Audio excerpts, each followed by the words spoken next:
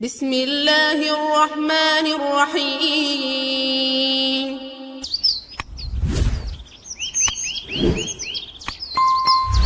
الحمد لله رب العالمين والعاقبة للمتقين والصلاة والسلام على أشرف الأنبياء والمرسلين وعلى آله وصحبه ومن تبعهم بإحسان إلى يوم الدين. ما بعد، فقد قال الله تعالى في كلامه العزيز وفرقانه المجيد: أعوذ بالله من الشيطان الرجيم. بسم الله الرحمن الرحيم. والفجر وليال عشر والشفع والوتر. وقال نبينا صلى الله عليه وآله وسلم: من خاف أدلج ومن أدلج بلغ المنزل ألا إن سلعة الله غالية ألا إن سلعة الله الجنة أو كما قال صلى الله عليه وآله وسلم.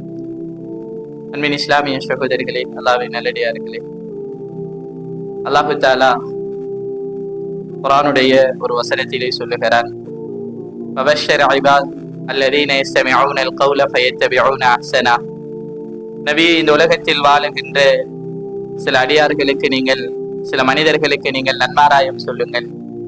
இந்த மனிதர்கள் யார் தெரியுமா? الذين يستمعون القول فيتبعون احسنه. நல்ல சபைகளில் உட்கார்ந்து நல்ல விடயங்களை காது தாழ்த்தி கேட்பார்கள். கேட்பதில் மிக அழகானதை, எது அழகாக இருக்கிறதோ அதை தன்னுடைய வாழ்க்கையாக ஆக்கிக் கொள்வார். இந்த மனிதர்கள் தான் உலாயிக அல்லதீன ஹதாஹுமுல்லாஹ் வ உலாயிக ஹுமுல் அல்பாப். இந்த மனிதர்கள் தான் நேர்வழி பெற்ற மனிதர்கள், இவர்கள் தான் புத்திசாலிகள் என்ற கருத்தை அல்லாஹ் தஆலா குர்ஆனுடைய ஒரு வசனத்திலே சொல்லி காட்டுகிறார். அன்பின் இஸ்லாமிய சகோதரர்களே, அல்லாஹ்வின் நல்லடியார்களே, அந்த வகையில் நாங்கள் எல்லாம் ஒரு கண்ணியமான ஒரு மாதத்தை இன்றைய தினம் அடைந்திருக்கிறோம். இஸ்லாம் 4 மாதங்களை மிக கண்ணியமான மாதங்களாக குர்ஆனிலும் சுன்னாவிலும் பேசியிருக்கிறது. அந்த 4 மாதங்கள் துல்காதா, துல்ஹிஜ்ஜா, முஹர்ரம், ரஜப் என்ற 4 மாதங்கள். இந்த 4 மாதங்களும் இஸ்லாம் இந்த உலகத்துக்கு வந்ததற்கு பின்னர் கண்ணியப்படுத்தப்பட்ட, புதிதாக அறிமுகப்படுத்தப்பட்ட மாதங்கள் அல்ல. ஜாஹிலியாவில் இருந்தே இந்த மாதத்தை, ஜாஹிலியாவில் வாழ்ந்த மனிதர்கள் கூட இந்த மாதத்தை கண்ணியப்படுத்துவார். எந்த அளவு தூரம் கண்ணியம் என்றால், கிட்டத்தட்ட எங்களுக்கு தெரியும், ஜாஹிலியாவில் வாழ்ந்த மனிதர்கள் சின்ன சின்ன விடயங்களுக்காக வேண்டி, சின்ன சின்ன அற்ப உலகத்தினுடைய விடயங்களுக்காக வேண்டி பல வருடங்கள், நூற்றுக்கணக்கான வருடங்கள் பிற மனிதனோடு பேசாமல் இருப்பார். அது ஒரு சிறிய ஒரு பிரச்சினை. என்னுடைய வீட்டுக்கு விருந்தாளியாக வந்த ஒரு மனிதர், அவருடைய ஒட்டகம் என்னுடைய பக்கத்தில் இருந்த ஒரு மேய்ச்சல் நிலத்தில் மேய்ந்து விட்டது என்பதற்காக வேண்டி பல வருடங்கள் சண்டை பிடித்த மனிதர்கள் ஜாஹிலியாவில் இருந்தார். ஒட்டகம் மேய்ந்தது என்பதற்காக வேண்டி வேற எந்த அநியாயமும் செய்யவில்லை. இந்த மனிதர்கள் சில கோத்திரங்கள் இருந்தது. தப்சீருடைய, தாரீகுடைய வரலாற்றாசிரியர்கள் சொல்லுவார்கள், சில கோத்திரங்கள் இருந்தது. அந்த கோத்திரங்களுக்கு இடையிலான சண்டை 240 வருடங்கள் தொடர்ந்து கொண்டே போனது. அந்த சண்டையை இந்த துல்ஹிஜ்ஜாவினுடைய மாதம் வருகின்ற போது நிறுத்தி விடுவார். அந்த பகைமையை நிறுத்தி விடுவார். சில ஊர்களில் வழிப்பறி கொள்ளையர்கள் மாத்திரம் வாழுகின்ற சில கிராமங்கள் ஜாஹிலியாவிலே பிரபல்யப்படுத்தப்பட்டிருந்தது. இந்த மாதம் வந்தால், துல்ஹிஜ்ஜாவினுடைய மாதம் வந்தால், அந்த மனிதர்கள் திருட மாட்டார்கள், யாருடைய பொருளையும் அபகரிக்க மாட்டார்கள், பறிக்க மாட்டார்கள், தன்னுடைய பாவங்களில் இருந்து விடுபட்டுக் கொள்வார்கள். அந்த அளவு தூரம் இந்த மாதத்திலே ஒரு கண்ணியம் இருந்தது. துல்ஹிஜ்ஜாவினுடைய மாதத்தில் இப்படி ஒரு கண்ணியத்தை இஸ்லாம் ஜாஹிலியாவுக்கு முன்னிருந்தே கொடுத்து வந்தது. அதனால் தான் அல்லாஹ் தஆலா குர்ஆனில் சத்தியம் செய்து சில இடங்களை சொல்லுவார். சத்தியம் செய்து சில காலங்களே குர்ஆன் பேசும். அல்லாஹ்வுடைய பார்வையில் சத்தியம் செய்யப்படுகின்ற விடயங்கள் எல்லாம் மிக கண்ணியமானவைகளாக இருக்கும், மிக கண்ணியமானவைகளாக இருக்கும். அந்த வகையில் குர்ஆன் சத்தியம் செய்கின்ற 10 இரவுகள் இருக்கிறது. அந்த 10 இரவுகளும் வல் ஃபஜ்ர் வலயாலின் ஆஷிர், ஃபஜ்ருடைய நேரத்தின் மீது சத்தியமாக என்று ஒரு கண்ணியமான ஒரு நேரத்தின் மீது அல்லாஹ் சத்தியம் செய்துவிட்டு துல்ஹிஜ்ஜாவினுடைய 10 இரவுகளின் மீது அல்லாஹ் சத்தியம் செய்கிறார். அநேகமான தஃசீருடைய ஆசிரியர்கள் சொல்லுவார்கள், இந்த வலையாளின் ஆஷிர் என்ற வாதத்தை நாங்கள் இந்த நேரம் எதிர்நோக்கி இருக்கின்ற இந்த துல்ஹிஜ்ஜாவினுடைய 10 இரவுகளை பற்றி பேசுகிறது. இந்த இரவுகளை அடைந்தால் சில இஸ்லாமிய அறிஞர்கள் சொல்லுவார்கள், ரமலானுடைய கடைசி பகுதியை எப்படி ஒரு மனிதன் பயன்படுத்துவானோ அதே போலதான் இந்த 10ஐயும் பயன்படுத்த வேண்டும். ஏன் தெரியுமா? இஸ்லாம் இதிலே நிறைய அமல்களை காட்டி தந்திருக்கிறது. அந்த வகையில் ஸல்லல்லாஹு அலைஹி வஸல்லம் அவர்களுடைய ஒரு சுன்னா, இந்த 10 நாட்களில் முன் வருகின்ற 8 நாட்கள் 9 நாட்கள் தொடர்ச்சியாக நோன்பு நோட்பார். இது மிக முக்கியமான ஒரு சுன்னா.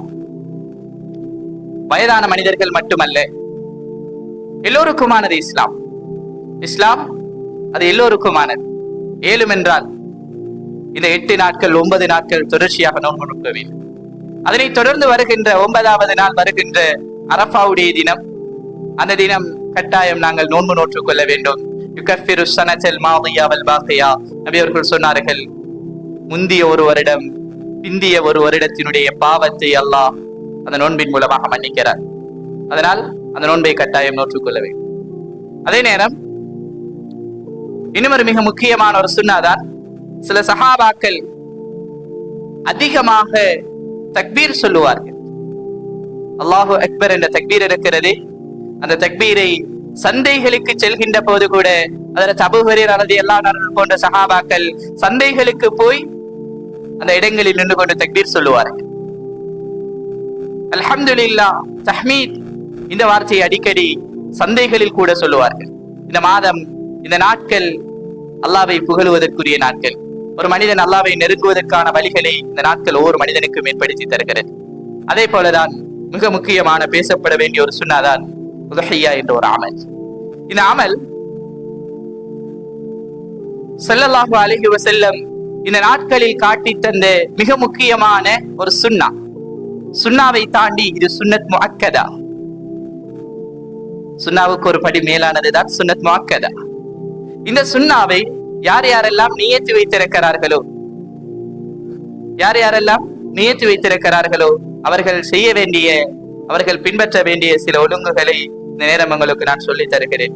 அதிலே மிக முக்கியமான ஒரு விடயம் தான், யார் யாரெல்லாம் உதுஹிய்யாவுக்காக நியத்து வைத்திருக்கிறீர்களோ அவர்கள், முஸ்லிமிலே ஒரு ஹதீஸ் இருக்கிறது, சுன்னத்தான விடயம் என்னென்றா, பலா யஹுதன்ன மின் ஷஅரிஹி வலா மின் அத்ஃபாரிஹி ஷைஆ.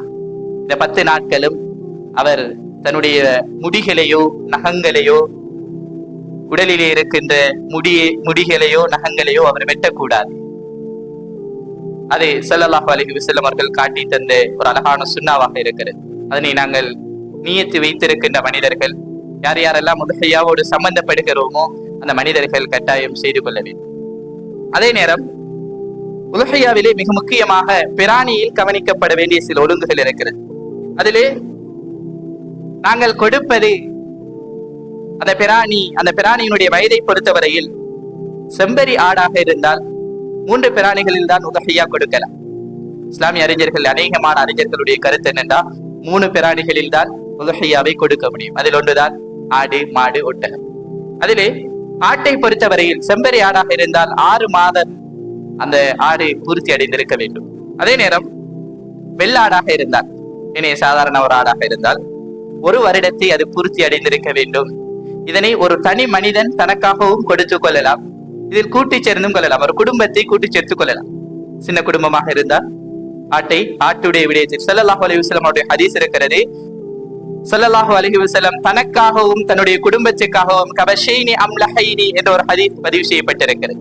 அந்த வகையில் ஆடுகளை கொடுக்கின்ற போதும் தன்னுடைய குடும்பத்தை சேர்த்துக் கொள்ளலாம். சிறந்தது தனி மனிதனுக்காக கொடுப்பதுதான். ஆடு என்று வருகின்ற போது தனி மனிதனுக்காக கொடுப்பதுதான் மிகச் சிறந்தது. அதே நேரம் மாடாக இருந்தால் கட்டாயம் 2 வருடங்கள் 2 வயதை அது அடைந்திருக்க வேண்டும். பிராணிகள் இல்லாத நேரம்தான் 2 வயதுக்கு குறைந்ததை கொடுக்க முடியும். பிராணிகள் இல்ல, பிராணிக்கு தட்டுப்பாடு அப்படின்ட்டு வார நேரம் தான் 2 வயதுக்கு குறைவானதை கொடுக்கலாம். அதே நேரம் மிக முக்கியமாக கவனிக்கப்பட வேண்டிய ஒரு விடயம்தான், குறைபாடுகள் இல்லாததாக அந்த பிராணி காணப்பட வேண்டும். ஏன் நான் பிற மனிதனுக்கு கொடுக்கிறேன், ஒரு அழகான ஒரு சுன்னா, இன்னும் ஒரு மனிதனுடைய பசியை நான் தீர்த்து வைக்கப் போகிறேன். அந்த நேரம் அந்த பிராணி குறையுள்ளதாக இருக்கக்கூடாது. 4 குறைகளை இஸ்லாமிய அறிஞர்கள் ஹதீஸ்களிலிருந்து அடையாளப்படுத்துவார். அதில் மிக முக்கியமான ஒரு குறைதான் தெளிவான குருடு.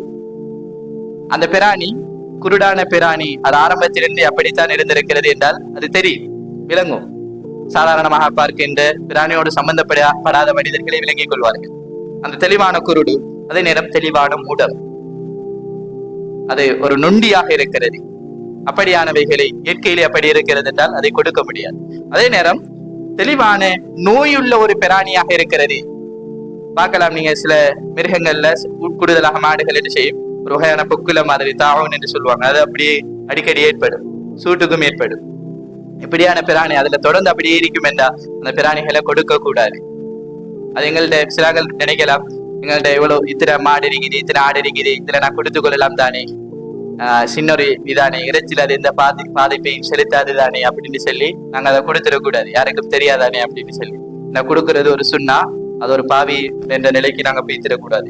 அதே நேரம் 4வது இஸ்லாமிய அறிஞர்கள் சொல்லக்கூடிய ஒரு விடயம் தான், கடுமையாக மெலிந்த ஒரு பிராணியையும் கொடுத்து விடக்கூடாது. கடுமையாக மெலிந்த குறிப்பிட்ட ஒரு கிலோகிராமை தாண்டிய ஒன்றை கொடுத்து விடக்கூடாது. சில இஸ்லாமிய அறிஞர்கள் சொல்லுவார்கள், குறைபாடு அற்றது எப்படி பார்க்கணும் என்றால், அந்த குறையினால் அந்த மாமிசத்திலோ அல்லது அதன் பெருமதியிலோ அதனுடைய விலையிலோ ஏதாவது தாக்கம் ஏற்படுமாக இருந்தால் அந்த பிராணியை கொடுக்க முடியாது.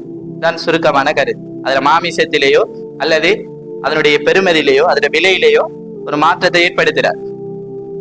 அப்படியான ஒரு பிராணியை நாங்க கொடுக்க இயலாது. அதே நேரம் சின்ன காயங்கள் சில பிராணிகள் என்ன, ஒரு கிரவல் பூமியில அது நடமாடுற நேரம் அல்லது ஒரு இதுல அடிபட்டு அப்படி சிறிய காயங்கள், கீறல்கள், சில தழும்புகள் இருக்கும். சில பெரும்பாலும் தழும்புகள் ஏற்படுத்திடும். இந்த தழும்புகள் எந்த விதத்திலேயும் நாங்க கொடுக்க இயலாத நிலைக்கு கொண்டு போகாது. அந்த பிராணிகளை கொடுக்கலாம். சின்ன காயங்கள், சின்ன கீறல்கள், சின்ன தழும்புகள் இருக்கிற நேரம் அதை நாங்க கொடுக்கலாம். சிலாக்கள் அந்த தழும்புகளை கொஞ்சம் பெருசாக்கி வச்சிருப்பாங்க, அது அடையாளத்துக்காகவே, அதை நாங்க கொடுக்கலாம். அதுல எந்த பிரச்சனையும் வராது. அதே நேரம் 3வது ஒரு விஷயம் இஸ்லாமிய அறிஞர்கள் சொல்லுவாங்க, விற்பதோ கூலியாக கொடுப்பதோ அந்த இறைச்சியை அவரால் விற்கிறார், ஒருத்தர் விற்கிறார். ஏனென்றா ஸல்லல்லாஹு அலைஹி வஸல்லம் அவங்களோட காலம் உதுஹியாவை கொடுத்துட்டு சிலாக்கள் என்ன செய்வாங்கன்றா, ஒரு சஹாபி அவர் தெரியாம அவர்கிட்ட இருந்த உதுஹியா இறைச்சி அந்த தோலை, அந்த மாட்டினுடைய தோலை, அந்த ஆட்டினுடைய தோலை அவர் விற்பனை செய்யறார். ஸல்லல்லாஹு அலைஹி வஸல்லம் சொன்னாங்க, ஃபலா உதுஹியத லஹு, அவருடைய உதுஹியா அல்ல என்று சொன்னாங்க. அப்ப அந்த வகையில யாரும் என்ன செஞ்சிடக்கூடாதா, கொடுக்கக்கூடிய மனிதரும் தான் வாங்குகின்ற மனிதர்களும் தான் யாரும் அதில் விற்பனைகள் செய்துவிடக் கூடாது. அதில் கவனமாக இருக்க வேண்டும். அதில் எந்த ஒரு பகுதியையும் யாரும் விற்பனை செய்வதற்கு உரிமை கிடையாது. 4வது ஒரு விஷயம்தான் இந்த விடயம் அல்-ஜாமி என்ற கிதாபிலே பதிவு செய்யப்பட்டிருக்கிறது. 4வது ஒரு விடயம், குறித்த நேரத்திற்கு அந்த பிராணி அறுக்கப்பட வேண்டும். அந்த பிராணி பெருநாள் தொழுகை முடிந்ததிலிருந்து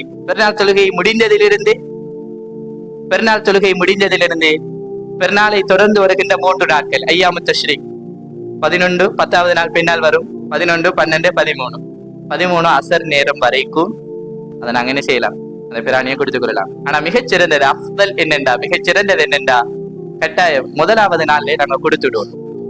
பெருநாளுடைய அந்த தினத்திலேயே அதை கொடுக்கிறது மிகச்சிறந்த சுண்ணாவாக பார்க்கப்படுகின்ற ஒரு விடயம். அதே நேரம் இன்னும் ஒரு விடயம், குர்பானியை எப்படி நாங்க பிரிக்கிறேன் அப்படின்ற ஒரு விஷயம். அதுல ஸல்லல்லாஹு அலைஹி வஸல்லம் குர்பானி கொடுக்கிற நேரம் எல்லாம் 3 விதமாக பிரிப்பார்கள். ஒன்று தனக்காக எடுத்துக்கொள்வார்கள். இன்னும் ஒன்று தன்னுடைய குடும்பத்துக்காக 3 பகுதிகளாக பிரித்து, உதாரணமாக ஒரு 60 கிலோ வரை மொத்தம் 60, 20, 20 பிரிச்சு தன்னுடைய குடும்பம், தனக்கென்று ஒரு பகுதி, அதுவும் ஒரு 20 கிலோ, அங்கால ஏழைகளுக்கென்று ஒரு பகுதியை எடுத்துக்கொள்வார்.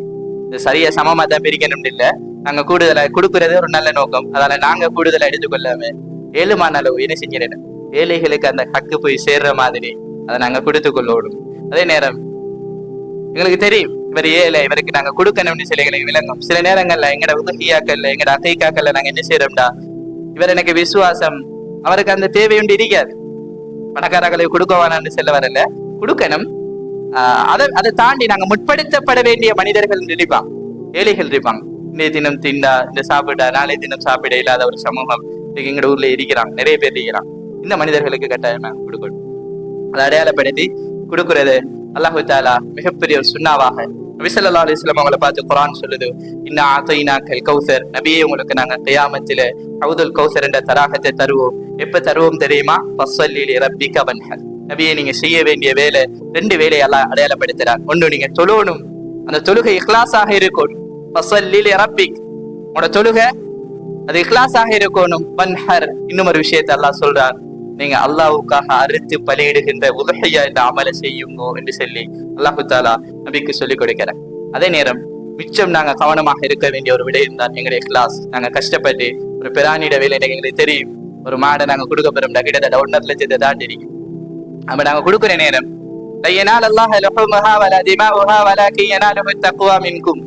குர்ஆன் நேரடியாக சொல்கிறது, உங்களோட இறைச்சியோ உங்களோட மாமிசங்களோ உங்களோட நீங்க கொடுக்கிற பிராணியினுடைய இரத்தங்களோ அல்லாஹ்விடம் போய் சென்றடைவது கிடையாது.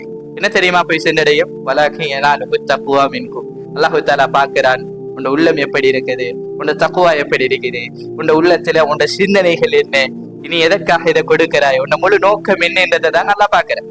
இப்ப கட்டாயம் நாங்க தெளிவாக விளங்கிக் கொள்ள வேண்டிய விஷயம், உள்ளத்துல இருக்கிற இஹ்லாஸான எண்ணம் அது எந்த விதத்திலையும் கலப்படமான ஒன்றாக, ஒரு கலப்பற்றதாக அது இருக்கணும், கலப்படமான ஒன்றாக அது இருந்துவிடக் கூடாது என்பதில் நாங்கள் கவனமாக இருக்க வேண்டும். அதே நேரம் கூட்டு உதுஹியா என்று வருகின்ற போது நாங்கள் 7 பேர் சேர்ந்து கொள்ளலாம், விரும்பினால் 7 பேர் சேர்ந்து கொள்ளலாம். 7 பேர் தான் சேரணும் இல்லை, 7 பேர் சேர்ந்து கொள்ளலாம். அதை தாண்டி சேராம இருக்கவும் 7 பேர் சேர்ந்து கொள்ளலாம். ஏதாவது தேவைன்னா, ஏதாவது சம்பந்தமான விஷயங்கள் தேவைன்னா நாங்கள் பள்ளிக்கு வர நேரம் எங்கள்கிட்ட கேட்டு பெற்றுக் கொள்ளலாம். இன்ஷா அல்லாஹ். இவ்வளவு நேரம் பேசின விடயங்களை வாழ்க்கையை நமக்கு செய்வதற்கு அல்லாஹு தாலா நம் அனைவருக்கும் அருள்வானாக. ஆமீன். வாஹிரு தஅவானா அல்ஹம்துலில்லாஹி ரப்பில் ஆலமீன். அஸ்ஸலாமு அலைக்கும் வரஹ்மத்துல்லாஹி வபரகாத்துஹு.